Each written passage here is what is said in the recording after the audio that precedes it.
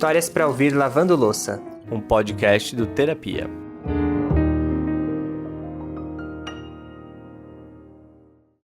Mais uma terça-feira e a gente aqui com uma história para te ajudar a acabar com essa louça aí na sua pia. Bora vencer essa louça que você deixou acumular que eu sei, hein? Hoje a história é uma daquelas que faz a gente repensar crenças que vamos construindo ao longo da vida.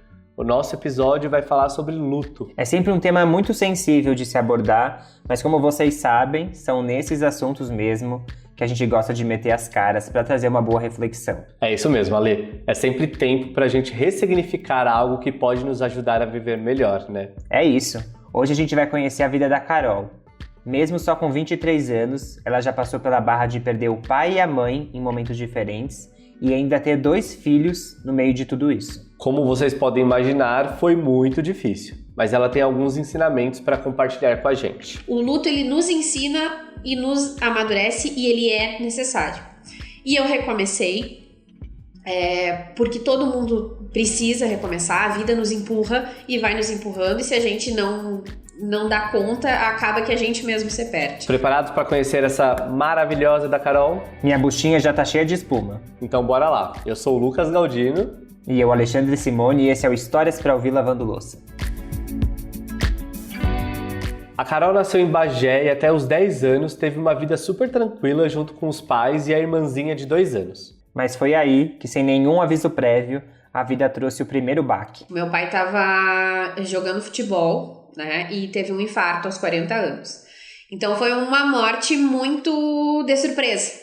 E lá naquela época, a minha mãe ficou viúva com 35 anos, eu fiquei com 10 e a minha irmã com 2. Então lá naquela época, eu assumi uma responsabilidade para ajudar a minha mãe a criar a minha irmã. Eu me coloquei nesse lugar. Mesmo tão novinha, a Carol se viu na posição de cuidar da irmã junto com a mãe. Ela até comenta que depois de mais velha, a mãe começou a pedir a opinião dela para tomar as decisões em relação à vida da Camille, de tanto que ela participava. Mas o que a Carol não esperava era que apenas 6 meses depois da morte do pai, a mãe fosse diagnosticada com uma doença crônica, chamada doença de Crohn.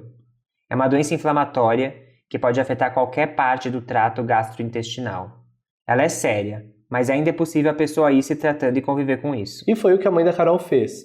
Elas foram se apoiando nos anos seguintes, mas pelo tanto de coisa que aconteceu, e acho até que por um mecanismo de defesa infantil, a Carol não se permitiu vivenciar o luto do pai, e os anos foram passando. Até que 8 anos depois a Carol teve outra surpresa, e o nome dela é Bernardo. Eu tinha 18 anos quando eu descobri que estava grávida, não foi planejado, e até então eu conheci meu companheiro com 16 anos, né, que é meu companheiro até hoje, e nessa gravidez eu acabei desenvolvendo síndrome do pânico e ansiedade, porque a maternidade ela me assustou, né? Eu tinha um problema nos ovários, fazia um tratamento e era aquela história, não, pra engravidar vai precisar fazer um tratamento, e eu não fiz esse tratamento quando vi que estava grávida. Mas sabe aquele luto que não foi vivido e estava guardado lá no fundo do peito? Pois é, ele apareceu. Eu não vivi o luto do meu pai como eu vivo hoje o luto da minha mãe. Aí o que acontece? Esse luto e todos esses sentimentos vieram à tona na maternidade, com os meus 18 anos e lá com o Bernardo. Então, eu demorei muito para começar a sair do poço do que é uma depressão pós-parto, do que é uma ansiedade, né, generalizada. Eu demorei 2 anos para começar a me reerguer, né? E eu sempre contei muito com o apoio da minha mãe, com a ajuda da minha mãe, né? Nesse meio tempo que o B nasceu e esses 2 anos que eu comecei a me reerguer, a minha mãe foi embora, ela e minha irmã, para Dom Pedrito, que é uma cidade muito próxima aqui, né? E lá ela foi fazer a vida dela, conheceu o meu padrasto, que também é uma pessoa muito especial nas nossas vidas. Lá ela abriu uma empresa, ela e meu padrasto, foi fazendo a vida dela. Minha mãe muito feliz, ela foi muito feliz, ela teve uma nova chance depois que ela perdeu meu pai. Então ela montou a empresa, foi muito feliz, ela fez novos amigos, virou uma nova mulher, sabe?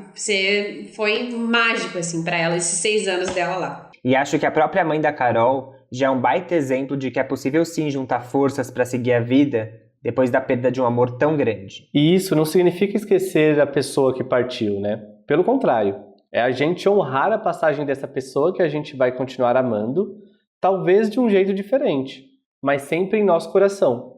E saber que, com certeza, o que ela mais quer é que a gente fique bem aqui. E chega até a emocionar a energia e a alegria que a Carol usa para falar desses anos felizes que a mãe pôde ter com o padrasto dela.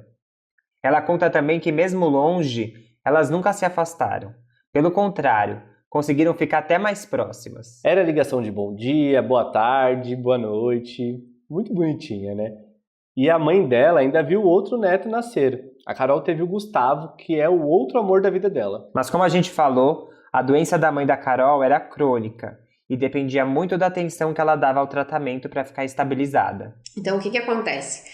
Ela tinha dores, ela tinha as crises e ela tinha que ir ao hospital, né? Tomava uma medicação, um coquetel que ela fala, que ela dizia que era um coquetel que ela tomava, melhorava e voltava para casa. Só que a minha mãe sempre foi uma pessoa muito vaidosa, assim. Ela sempre quis se sentir bem com ela mesma.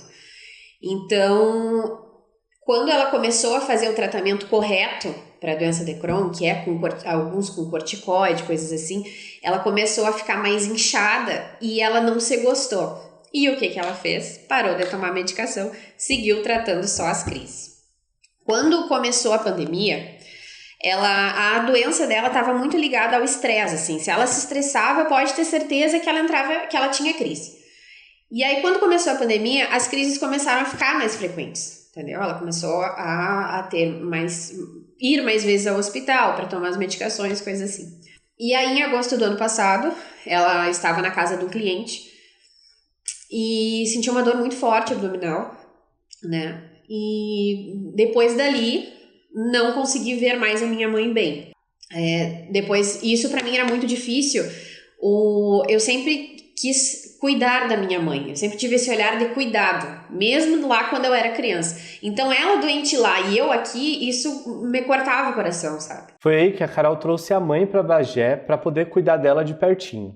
A mãe ainda ficou 5 dias em casa, mas depois de um exame, elas optaram por interná-la. E muito provavelmente ela precisaria passar por uma cirurgia. Então ela foi para o hospital e ficou esperando a confirmação de que o procedimento realmente iria acontecer. Foi a nossa última noite juntas, né? O que aconteceu? Ela passou super bem aquela noite. E eu também passei bem. E a minha mãe, ela adorava jogar Candy Crush, sabe? Esses joguinhos. E quando ela adoeceu, sentiu aquela dor forte, ela parou até de usar o celular. E naquela noite ela voltou a jogar. Tanto que eu ainda falei, Camila, ela melhorou, tá até jogando e tal.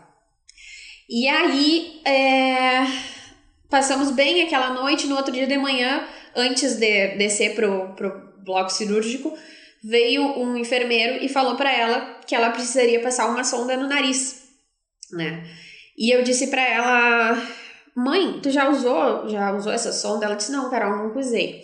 E ela tava na cama do hospital, assim, eu sentada naqueles banquinhos mais baixos, então conseguia falar olho no olho, assim, com ela. E aí eu disse pra ela assim, mãe, tu tá com medo? E ela olhou no fundo dos meus olhos e disse, não, Carol, eu não tô com medo. Eu só não quero mais sentir dor. E aí ela disse, tu tá com medo? Eu falei, não, mãe, eu não tô com medo. Mas se tu me ver chorar é porque eu não queria que tu tivesse doente. A situação da mãe da Carol era bem complicada. Ela teve uma perfuração na parede do intestino. E mesmo a médica que estava atendendo ela, que era especializada na doença, não tinha uma resposta de pronto de quais procedimentos precisavam ser feitos. Ela precisou ser colocada na UTI para aguardar a resposta do corpo e aos poucos ir decidindo os caminhos do tratamento. Para piorar a agonia, ela testou positivo para Covid, então não podia mais receber visitas. A Carol ficou fazendo a ponte entre a médica e a família.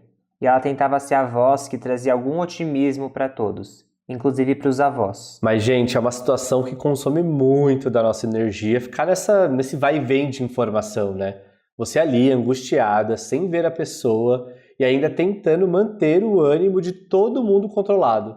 A Carol foi muito forte. Esperar a notícia da UTI é muito difícil. Até hoje eu não me curei da UTI. Porque aquela angústia, ou tu não poder cuidar, eu me deitava todos os dias pra dormir e pensava assim, será que a minha mãe tá bem tapada? Eu sabia que as pessoas estavam cuidando dela, sabe? Quando eu deixei ela no UTI, uma enfermeira pegou a minha mão e disse assim, eu vou cuidar da tua mãe como se ela fosse minha, entendeu? Então eu sabia que ela tava bem cuidada, mas eu queria estar lá, entendeu? Eu queria estar ajudando, eu queria estar falando com ela. E aí, numa quinta-feira, ela precisou fazer um exame que precisava de acompanhante. Aí fui eu e foi quando eu vi a minha mãe após 20 dias. Mas quem eu vi não era minha mãe. Aquela pessoa maravilhosa, vaidosa, feliz, não era minha mãe. Ela estava cheia de aparelhos, ela estava com os olhos abertos e não conseguia me olhar, sabe? Então foi muito difícil, aquela cena foi muito difícil. E ali, porque eu sempre disse, desde que ela foi pra UTI, que eu não queria que minha mãe sofresse. Tá? Mas ali, vendo aquela cena, o meu coração entendeu que aquilo ali não era pra minha mãe. E talvez ela ainda estivesse lutando porque eu e a minha irmã, a gente não tava aceitando aquilo que a gente tava passando de coração, entendeu? Aí quando eu cheguei em casa, eu conversei com o meu padrasto, com a minha irmã, que o meu padrasto veio pra Bagé, passou todo esse tempo aqui com a gente. Eu conversei com eles e disse, olha, eu vou aceitar o que Deus tiver pra nós. Eu só não quero ver mais a minha mãe sofrer. E a minha mãe partiu numa segunda-feira, 7 de setembro, no dia da independência e da independência dela. E aí, em função do Covid, a gente não teve velório, eu não pude tocar na minha mãe, eu não pude me despedir, eu não pude vestir ela, sabe? A gente não pôde velar, teve só o sepultamento, e isso é mais uma parte do luto que é importante, eu acho que é importante viver isso aí para todo mundo, né? E eu não tive isso. Até nisso, esse momento que a gente está vivendo impacta. Difícil não pensar em quantas pessoas não estão passando por isso no nosso Brasil atual. E vocês lembram o que aconteceu com o luto da morte do pai da Carol, né? 8 anos guardado dentro do peito, que depois voltaram como uma rasteira.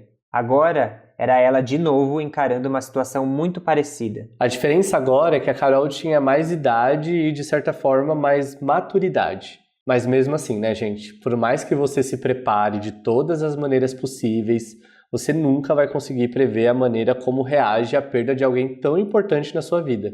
Nos primeiros 15 dias da partida da mãe, a Carol ficou anestesiada. Ela estava tipo uma máquina, que fazia o que precisava ser feito, falava que a vontade de Deus tinha sido cumprida e seguia.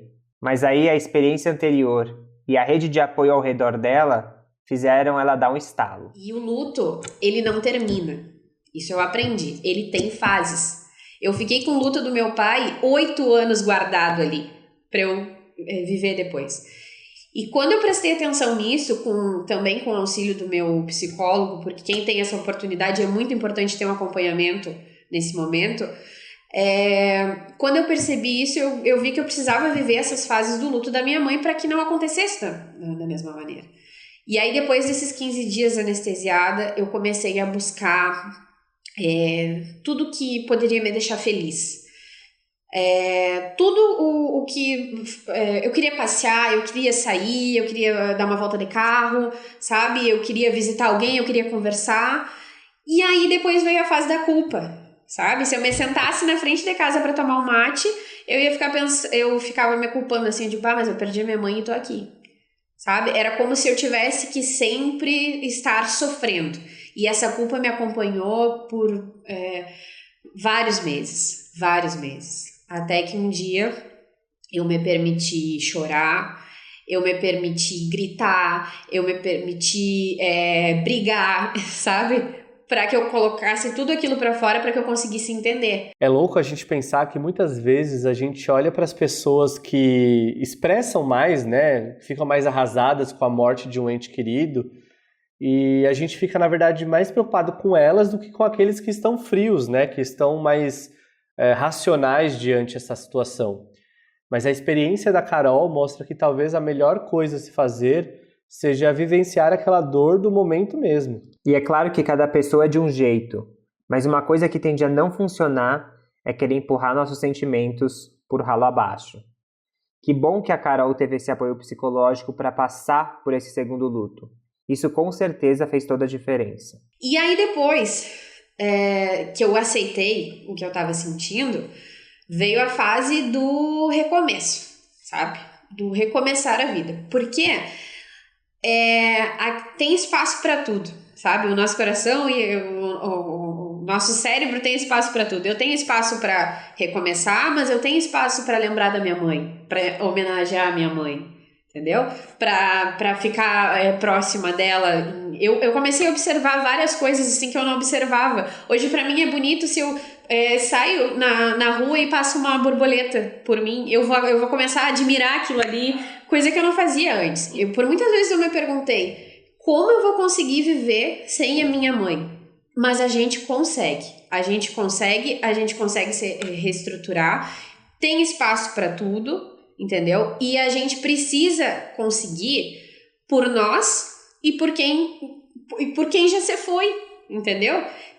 Se eu rezo todos os dias para que minha mãe esteja bem, como que eu não vou conseguir ficar bem? Mas até eu chegar nessa conclusão, eu tive vários meses, eu tive várias fases e foi necessário para mim esse luto. Isso que a Carol falou, pra mim eu sei que é muito difícil, mas também é das coisas mais bonitas que a gente pode tentar tirar de um luto.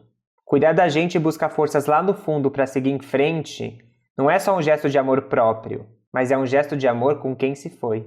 E também com quem fica, né? Eu tenho certeza que a Carol não vai ser só uma ótima mãe pros filhos dela, mas também vai ser uma baita companheira pra irmãzinha de 15 anos, que mesmo tão novinha, já passou por muita coisa. E que inclusive agora tá morando com ela, além dos 2 filhos da Carol. Ela até brinca que ela se espelha tanto na mãe e esteve tão presente já na criação da Camille, que às vezes ela sabe o que falar pra irmã, porque ela lembra o que a mãe falaria. Acho que esse também acaba sendo um dos jeitos que a Carol honra a vida da mãe dela. E só um deles, né? Porque a gente só falou da vida pessoal da Carol aqui.